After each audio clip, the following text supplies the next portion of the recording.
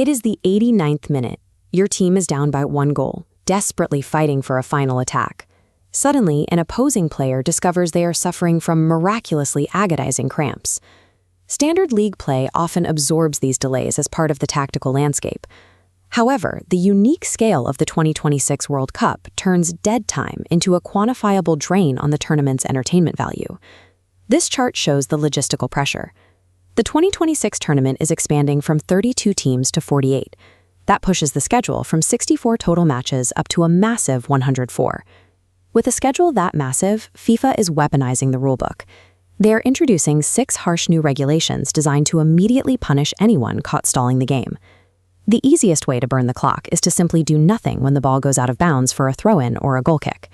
Rule 1 ends this.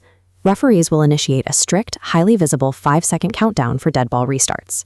If a player fails to release the ball in time, possession flips. A delayed throw-in goes to the opposition, and a delayed goal kick becomes a corner kick. Then there is the substitution walk. A substituted player discovers a sudden interest in adjusting their socks, strolling off at a glacial pace. Under Rule 2, the math is rigid. Once the substitution board goes up, the departing player has exactly 10 seconds to step off the grass.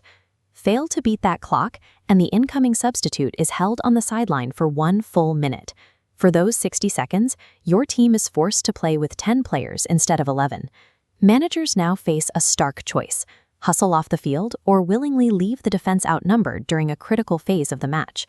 But the most notorious dark art in the sport is the tactical fake injury, a maneuver used to secure an unearned timeout.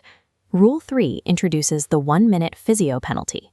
If the medical staff is called onto the pitch to treat a player, that player must subsequently leave the field for 1 full minute of game time.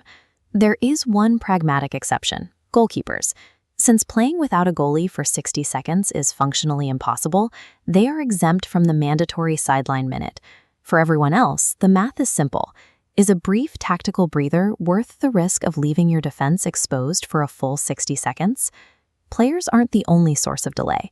FIFA is also targeting administrative friction to ensure the officials themselves don't slow the match down. Rule 4 expands VAR's authority. The system can now quickly check second yellow cards and correct cases of mistaken identity without delaying the restart of play. Rule 5 introduces referee body cameras. These aren't for live broadcasting. They provide a referee eye view used for post-match training and improved accountability. Finally, Rule 6 addresses an old officiating flaw known as dardso, denying an obvious goal-scoring opportunity. Previously, a red card breakaway foul could be downgraded to a yellow if a goal was eventually scored. Now, if the referee plays advantage and a goal results, the foul is wiped completely, as the goal-scoring opportunity was not actually denied. Together, these updates reduce procedural friction. They ensure that while players are being held to a higher standard of speed, the officials have the tools and clarity to stay out of the way of the game's flow. These 6 rules shift the power dynamic on the pitch. The clock has been taken away as a safe tactical weapon. Professional athletes will always look for an edge, and the cat-and-mouse game will continue. Players will inevitably find new ways to burn seconds that don't trigger these specific countdowns. But for 2026, the invisible boundaries of the match are tighter. The margins for stalling are smaller, and the punishments are instant.